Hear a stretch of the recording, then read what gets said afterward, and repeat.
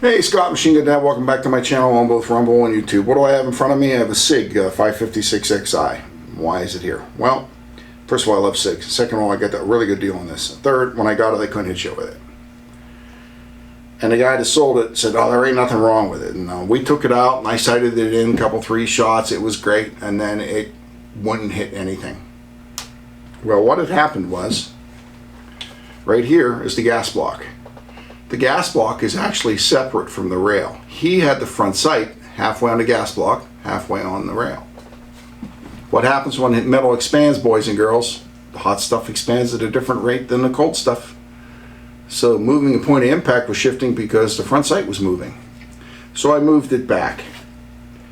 But you know, this gun is so light and handy, I always wanted to put a red dot on it. So that's what I did. I put a SIG Romeo 5 on it. And I really like it now. It shoots really nice. Except for if you trust somebody else to clean it and they put it back together with it on high gas setting. It has 3 gas positions. If you watch the video, when you go to watch the video, I don't have any problems, but Nick was telling me it was throwing the cases, what, 40 feet to the right and 20 feet up into the trees, and so they were probably flying 60 to 80 feet away. The gas system was up way too high. I didn't have any problems, but once the chamber heated up, he stuck a case. Now we were shooting steel case. He stuck a case so good it's ripped the case off the steel. We had to tap it out with a rod.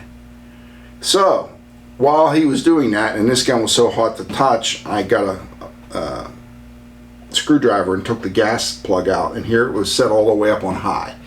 So I sprayed it down with some WD-40 and dialed it down to the smallest setting. We'll put a little lube in the chamber because it was bone dry because it was hot.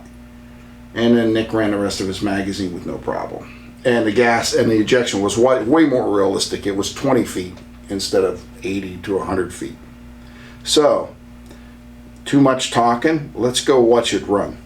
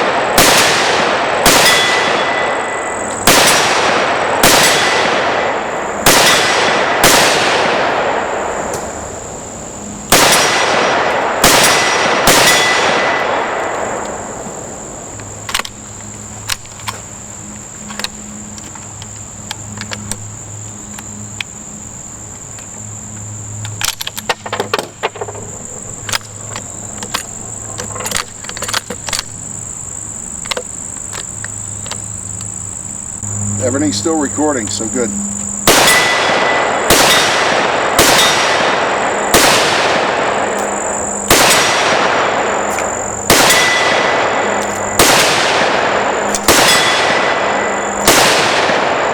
Should be empty. Alright, you just saw us shoot it. I left some of the problems we had with it in the video to show you what the difference between when it was firing with the gas system all the way open versus when it was firing with the gas system properly tuned. What did you think, Nick?